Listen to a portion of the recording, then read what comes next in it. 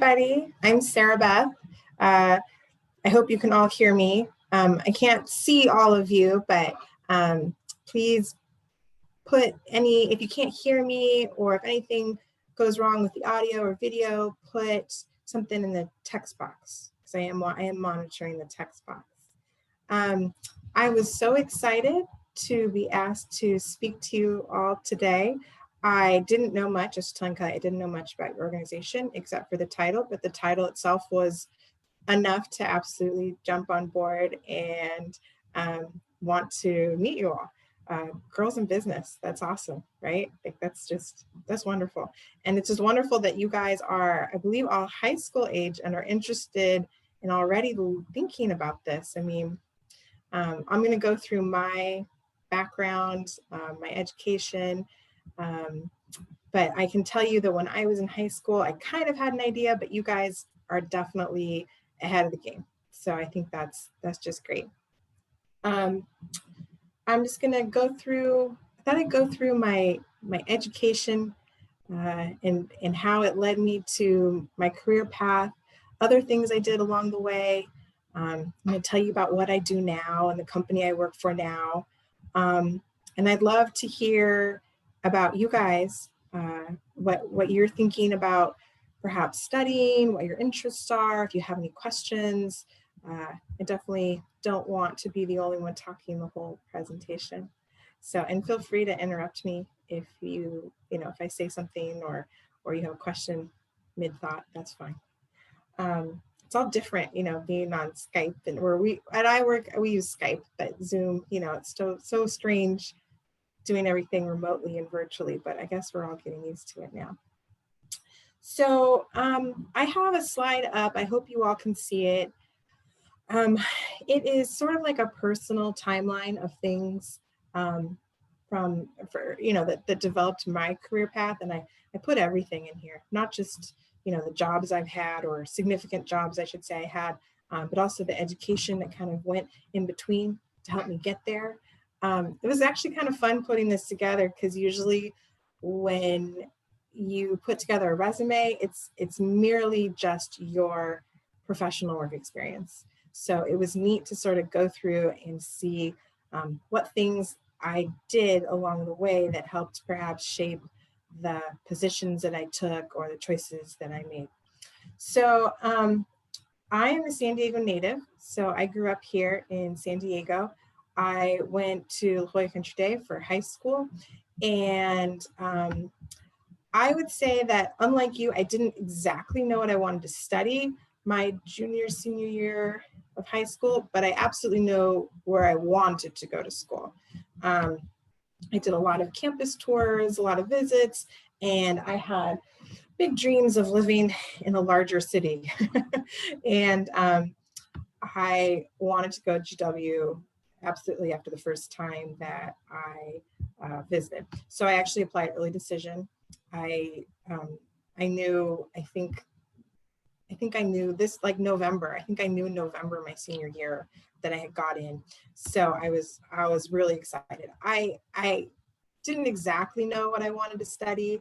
I didn't even really have a dream job in mind at the time. So I want to say that I sort of fell into business, if that makes sense. I just remember looking at the curriculum and thinking that it was pretty well-rounded, and that I would have an opportunity or a job after college. That's literally how I chose my business degree.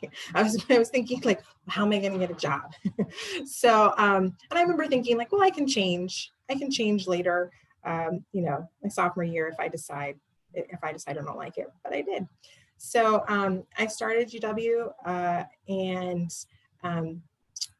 my business classes were, business in general, when you're taking a business degree, if you guys are interested, there's so many facets to that, right? There's accounting, there's finance, there's, a business law and ethics. There's so many things underneath the business umbrella, but thank goodness, right? So it is a good degree, I would say, when you aren't exactly sure what it is that you want to be doing, because you will leave there not only with what I'll call hard skills. It's usually what I refer to as like technical skills.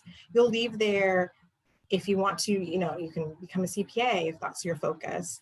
But you'll also leave with soft skills, because there is a lot of courses in leadership, in management.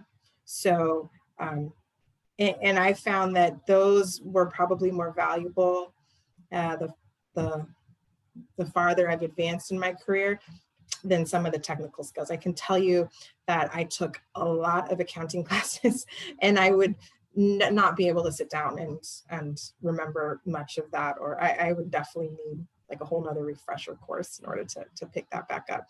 So, but the leadership skills and the courses that even, at the time you didn't think that group projects were any fun, but they definitely, those are the skills that I think were the most valuable to me, and the ones that I still use. So after GW, I graduated, and I was in school during 9/11, and the job market after I graduated was okay, but it really wasn't great. So I was looking for any job that I could at any company, focused in business. But I mean, I really wasn't picky. The last thing I wanted to do was move home. So I was determined to find a job so I didn't have to move home. So that's what I did. And you'll see on the timeline, I got a job at a company called Lakeshore, being a product assistant. I had no idea what that was going to entail, like at all. But I would say that it gave me the opportunity to work in a business setting, and a lot of experiences and understanding of things that I think I realized what I didn't want to do. But it was the perfect starting job.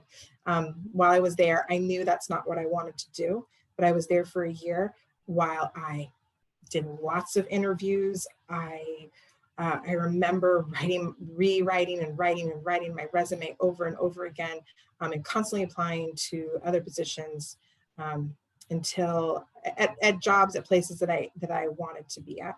And I got my first interview at Northrop Grumman in 2006, and I remember being ecstatic. I knew that if I could get an interview, that I would, I could be hired, and I was. So I started there in 2006, and even though I had been out of school for a year, they called me a college hire, and I was a newbie on the team, and I started in the contracts organization, which is interesting, and something that a field of study that you won't find in business schools, because it's very specific to defense industry, which I'll talk about later. But I started there in 2006, and I really liked it. I liked it so much that immediately I realized that I needed some more training on exactly what contract management was. And so I went ahead and I did a professional certificate course at San Diego State, which helped me sort of hone in a little bit on the specifics of what I was doing day to day. And I really just, there were so many opportunities within the company, within business management, that I just moved around. It was a great place, or it still is actually a great place to just, you see something you want to do, you see a program you want to work on. I am the kind of person that will just raise my hand and say, I want to go there. And luckily, we're in a great place where they are thrilled by that kind of, those kind of wishes and desires, and they help me make it happen. And I would say that I didn't necessarily think that I was going to do much education after I got my certification. But, the more I thought about it, the more I realized that if I was going to stay in business management, I should pursue my MBA, especially because my company sponsored it. My company paid for it. So it made it just a no-brainer on my part to realize that, you know what, I need to buckle down and I need to do this. It was a little difficult, not gonna lie, doing it while I was working. I was working full time. I will tell you, it took me forever to finish it. I mean, there were some semesters where I would just take one class. Sometimes in the summer I would take 3. It was just sort of like up and down on my availability because I was juggling, you know, work and I actually became a mom in the middle of my studies. So, you know, it was a long process, but well worth it, I think, at the end, now that I'm on the other side. Other things that were on my, you know, you can see on my timeline, things that I thought really sort of shaped me. I was involved in a very formal mentorship program at the company. I was assigned a mentor, somebody who was in business management, but not necessarily in the field that I was in. And it was a really regimented process. We had to, you know, meet every so often, and they constantly gave me feedback. They pushed me to do things and take stretch assignments that I probably wouldn't otherwise feel comfortable with. But I think those sort of experiences really helped me in the long run. And I look back on it now and realize how valuable that was, and how many people I also met through that process that I might have not otherwise. It also helped shape my career trajectory.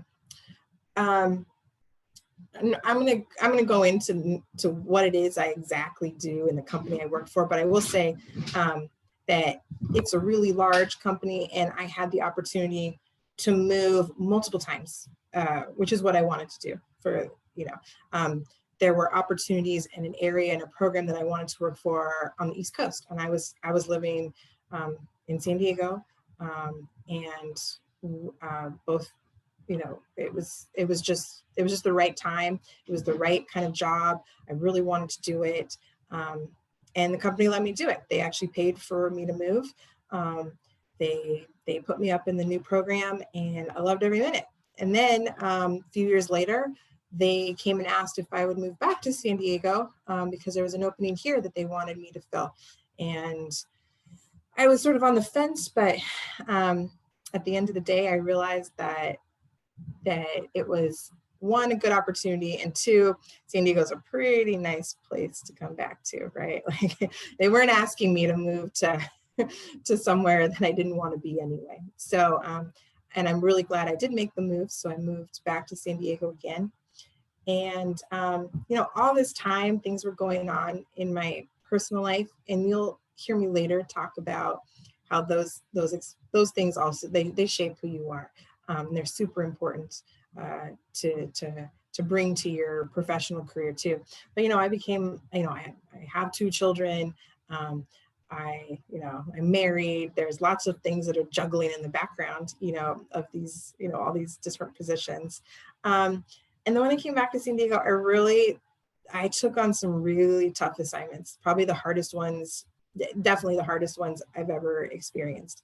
I was working on really aggressive programs that had super tight deadlines, but I knew that by taking those, they would open doors and they would get me the visibility that I wanted, and help get me promoted again. So I actually just left those super tough assignments earlier this year, and I'm now in a new position, still here in San Diego. I work at the division level, and I've sort of stepped back from what I call a technical role, and now my focus is on people and leadership. I'm going to talk a little bit about data analytics, if anybody's, you know, thinking about that. That was not a field that was not a field to study when I went to school, but it's a growing field, and it's now sort of my focus. So, but anyway, I just, I hope that gives you kind of like an overview of things I did and choices I made, and you know, kind of my current my current stop on the road right there. So, what do I do and where do I work? Let's see, how do I advance this? Let's go to the next one. Oh, come on. There we go. Okay. So I work at a company called Northrop Grumman. It's extremely large. We have 90,000 people worldwide, and we do every kind of defense product that you could possibly imagine. We are involved in air defense, which you'll see at the very top, and that's actually where my focus is. So we make products that are ones I'm sure you've all heard of them. We make the fuselage for the F-18 and F-35.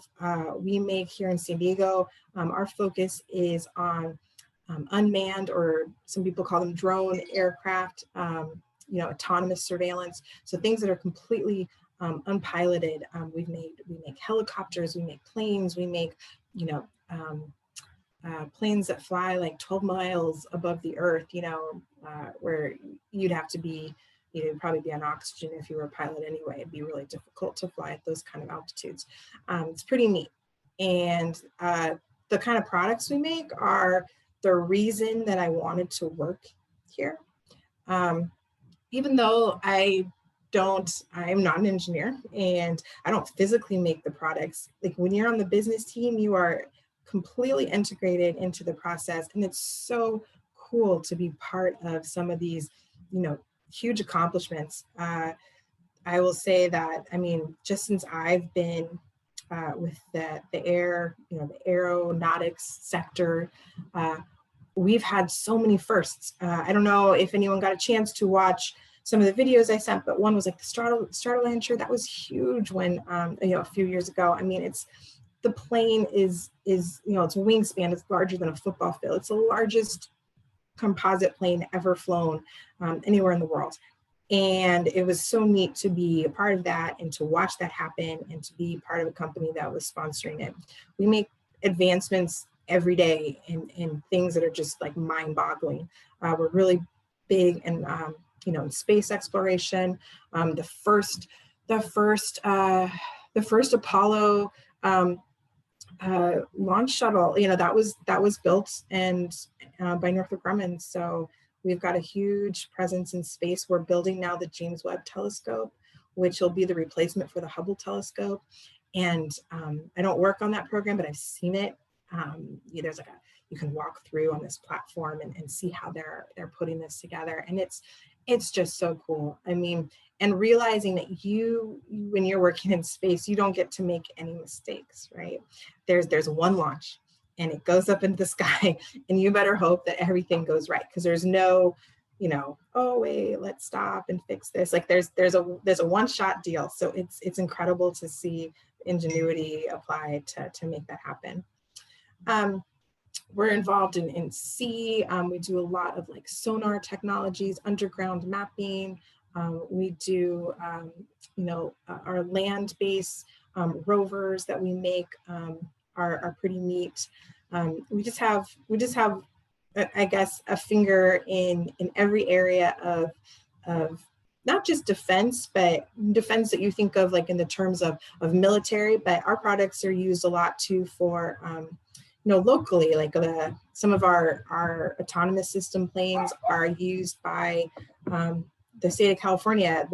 They deployed them to look at the wildfires and to help people on the ground who were fighting those understand where the hotspots were, what does the air surveillance look like, what's the smoke quality, things like that I think is so neat to be a part of that and to see the products that you helped launch and build doing really good things.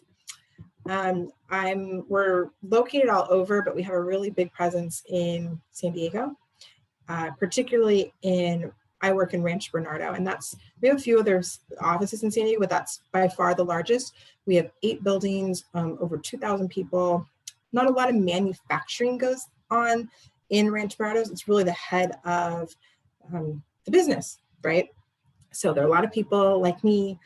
We have accountants. We have people, dedicated to finance who help the company do our K-10 filings because we are a public traded company. There are people like me who are in different aspects of contract management. There are people who are really into what we call pricing, which means that they are generating really large dollar proposals for our customers. There's so many aspects to business management. It's a really, just like in school, it's a really large umbrella, and it's a great team to be part of, and all of them help launch all of these really new products. So I specifically now, you've heard me mention like data analytics a couple of times, and it's kind of neat because it's a growing new field, I would say.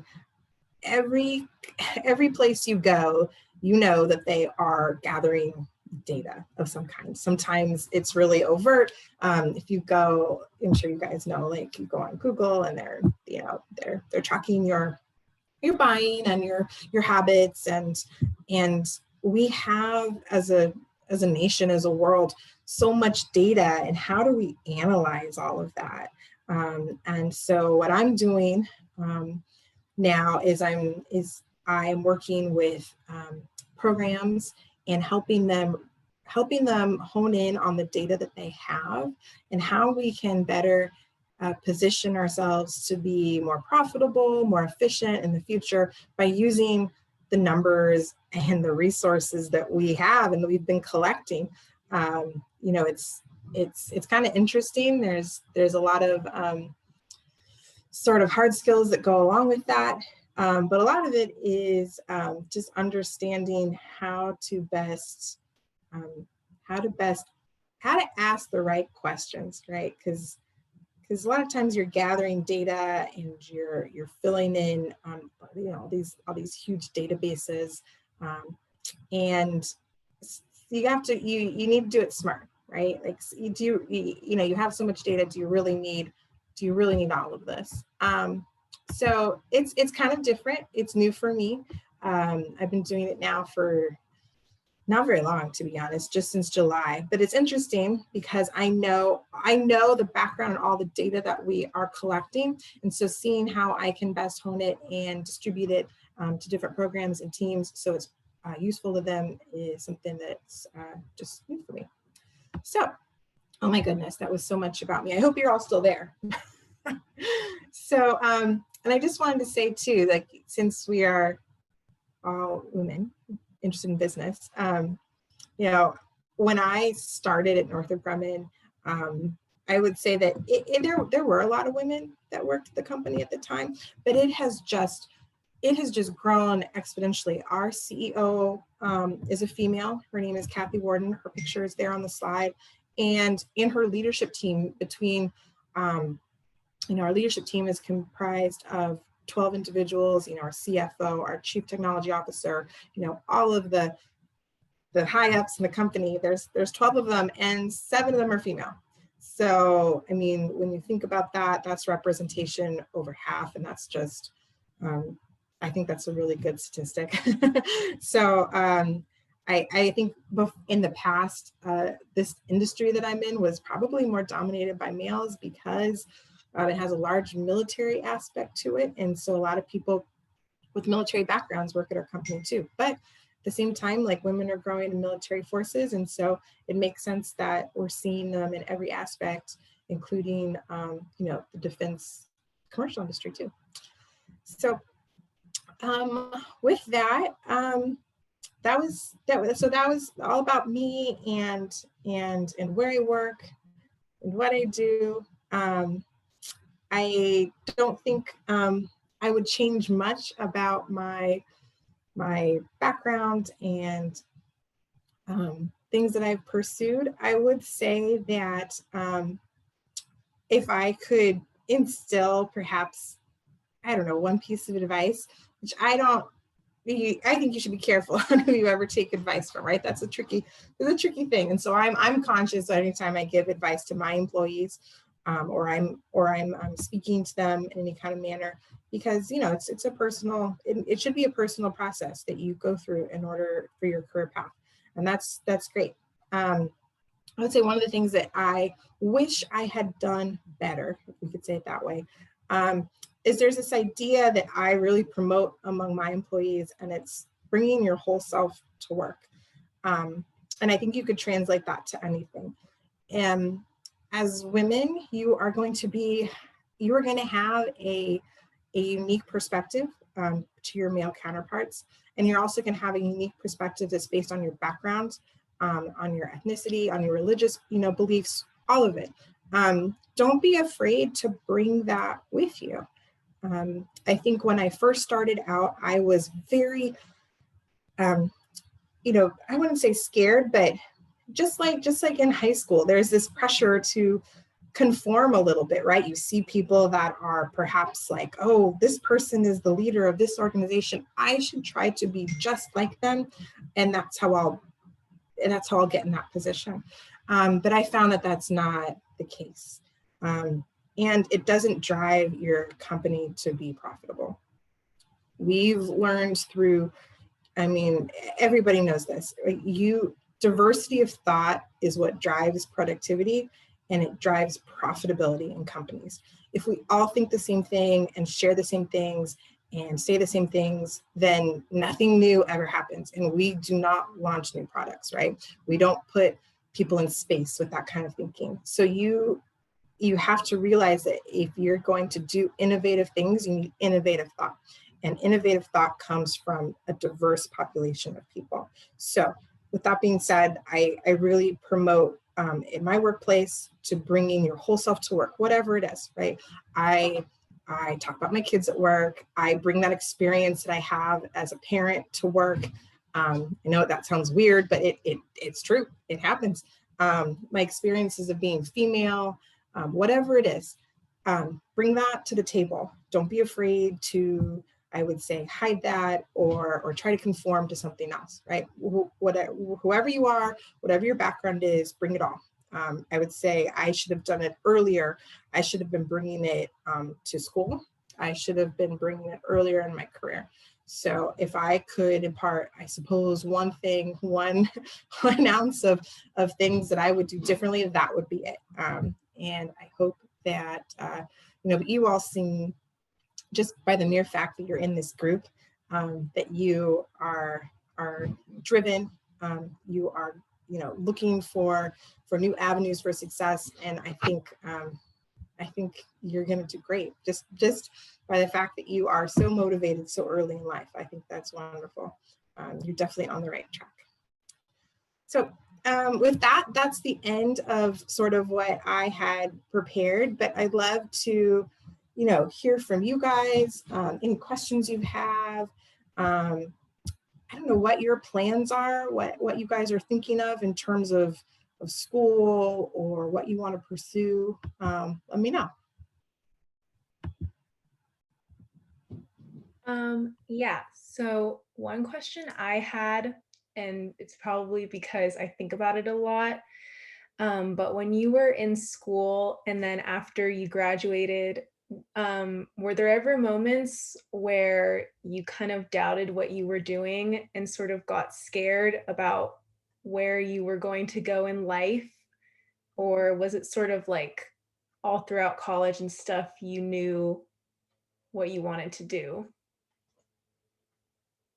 That's a great question. No, everybody is scared after college. It's natural, right? You've done all this studying and you think you have a good handle on it, but where are you going to land afterwards? It's scary. Like I told you, I was singularly focused after college on getting a job, any job really at any company. And that's good and bad. Obviously, if you can pursue straight out of college a corporation where you want to be, do that, absolutely. But I definitely wasn't able to do that right away. It was a solid year after I graduated before I got into the company I wanted to be at. But I wouldn't say that my experience at the other company was bad. I knew that was not what I wanted to do. So it is, I guess to answer your question, it is scary. I think that there's just a lot of unknown. You just have to have faith in yourself that you're going to get there eventually.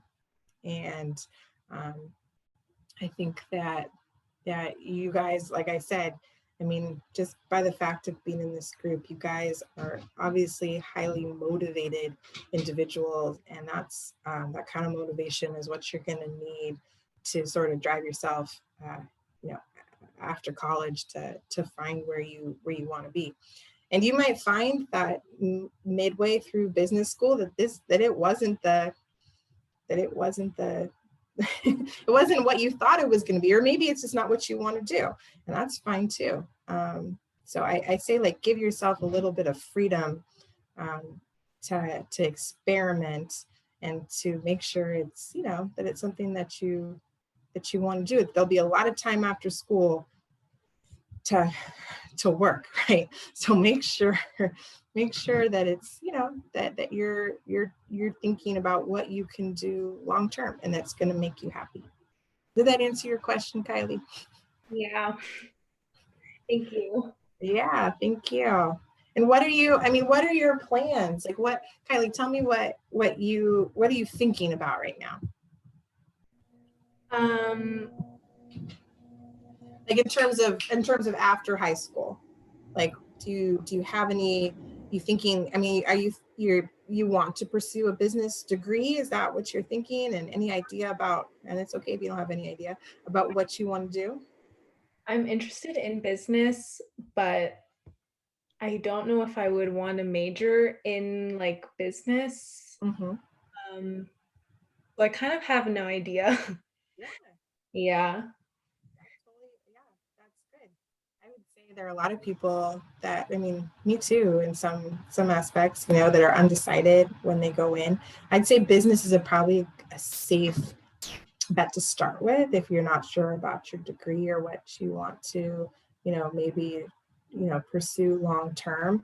I would say no matter what, even if you decide that I don't want to do accounting and I don't want to do finance, I would say pursue the leadership courses though, because those are, like I said, super, super valuable beyond college, and they will, you know, they'll help you in no matter what career path that you're going to take, because there will become a time where you stop being, let's say you pursue an engineering degree instead of business, but there'll be a time where you're no longer a field engineer, or you are now manager, a director, a VP, and those leadership skills that you learned in business school will help you as you get farther away from the technical day-to-day, and your job becomes more and more about managing people and about managing processes. So just my 2 cents. Awesome. Anybody else?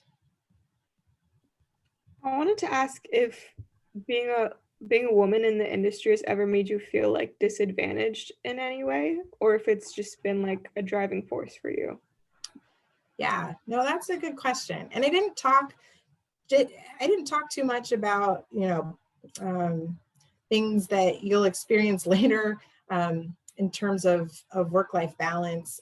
It definitely changes significantly, like as a woman after you have children. But at the stage of life that you guys are in right now, I really just wanted to focus on you know, the first aspects, which are going through school and you know, setting yourself up. But like I said, I don't think that there were times that maybe I felt that I was not being heard.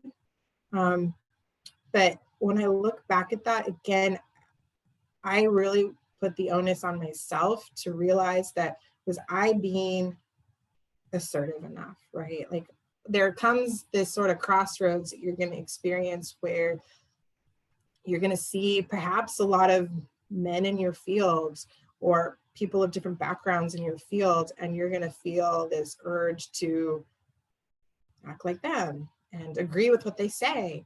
And even though maybe deep down you know that you have a different idea, or you know, you want to pursue something different, and if you let people I don't want to say walk over you, but if you let people ignore your if you ignore that voice and you let people drive their own thoughts and ambitions and processes, then you will, I don't know, it's easy to get lost. So I would say that it's important to always, bring your whole self to everything, right? And realizing that that's okay, that it's okay that you are perhaps the only female in the room and the only woman at the table, because your ideas and what you think should happen is just as important, and it needs to be heard. So I've never experienced what I would say once I felt comfortable finding my own voice at the table. I've never experienced anyone, I guess, shooting that down or saying that dismissing me. But finding your voice to be heard is something that at least I found something I had to learn. It's not something that came naturally in my first, my first few years at the company, that's for sure. Thank you. Yeah, good question. And what are you thinking about studying? I don't know either. I'm really interested in going to some sort of like graduate school, so possibly business school, but I'm also like pretty undecided, but I'm definitely interested in business and I want to learn more about it. I guess I should say too, there are a lot of people that I work with who did not have an undergraduate degree in business, and they pursued an MBA afterwards, right? They have an undergraduate degree in a humanity, perhaps like political science, and then got into something else that they really like, and they've taken MBA courses afterwards. So I mean, I don't want to say that you definitely don't need an undergraduate degree in business to end up working at a more traditional business management field. That's not the case. So yeah.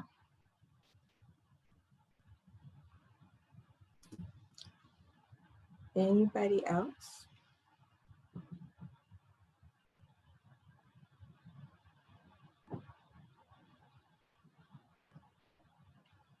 No other questions? No other thoughts? Well, I think we're just about out of time anyway. I think, Kylie, we're going to go till 2, and it's like 3 minutes till. Oh, yeah. Yeah. Well, I will send you, what I'd like to do is, I mean, if you guys are on LinkedIn, I hope you reach out to me and connect with me on LinkedIn. I will send Kylie she has my email. Please distribute that. If you guys ever need, I don't know, if you ever need any help with anything, if you're looking at internships and need help with recommendations, let me know. I think you guys are definitely on the right track, thinking about the things that you are and focusing on these things so early. That's only going to help you. So I hope you use me as a resource if you ever need to. I'd be very happy to help. Okay, thank you so much for coming to speak. And yeah, this was a great presentation. And if you ever want to come back and talk about any other things, that would be great too. Yeah, you guys just let me know if there's any, if you guys ever need, I'm happy to help, because again, Girls in Business is just a kick-ass idea, and I'd be happy to help in any way I can. So you just let me know. Okay. Thank you so much. And thanks to everybody who came today too. Awesome. All right. Well, you guys all have a wonderful weekend. It was nice chatting with you, and I hope to hear from you in some way or another in the future. All right. Thank you so much. Thank you guys. Bye. Bye-bye.